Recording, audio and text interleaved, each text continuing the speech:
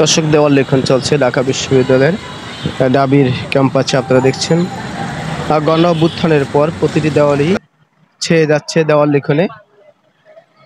শিক্ষার্থীদের দেওয়াল লিখনে পুরো দেওয়ালটি ছেয়ে যাচ্ছে ঢাকা বিশ্ববিদ্যালয়ের, অর্থাৎ আশপাশের এলাকা যত দেওয়াল আছে সবাই বিভিন্ন লেখা এবং শান্তির বাণী লিখছেন এই দেওয়ালে। আমরা দেখছি দর্শক, আমরা এখন শিক্ষার্থীদের সাথে কি লিখছে তারা।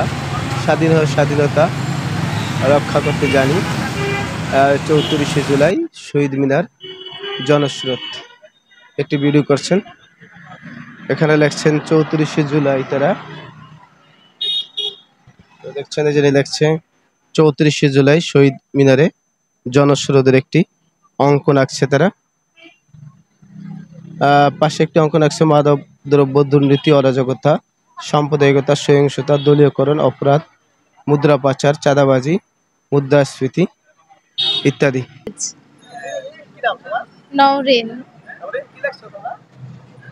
আর রাশিয়া ছিল জেনারেল উইন্টার, আমাদের জেনারেল মুনসুন। মানে গণ অভ্যুত্থান হলো, তোমার ছাত্ররা যে গণ অভ্যুত্থান করলো অর্থাৎ একটি সরকারের বিরুদ্ধে, এইটা তোমার কাছে কেমন লাগছে নওরিন? জি, অ্যাপ্রিশিয়েটিং অনেক। সেটা তোমার কাছে ভালো লাগা থেকে এই দাবি ক্যাম্পাসে দেওয়াল লাগতে আসছে? জি, বলো, এটা বলো। ভালো অনুভূতি লাগছে? ভালো অনুভূতি। আপু, তোমার অনুভূতিটা কি বলো গণ অভ্যুত্থানে? স্যার ভালো।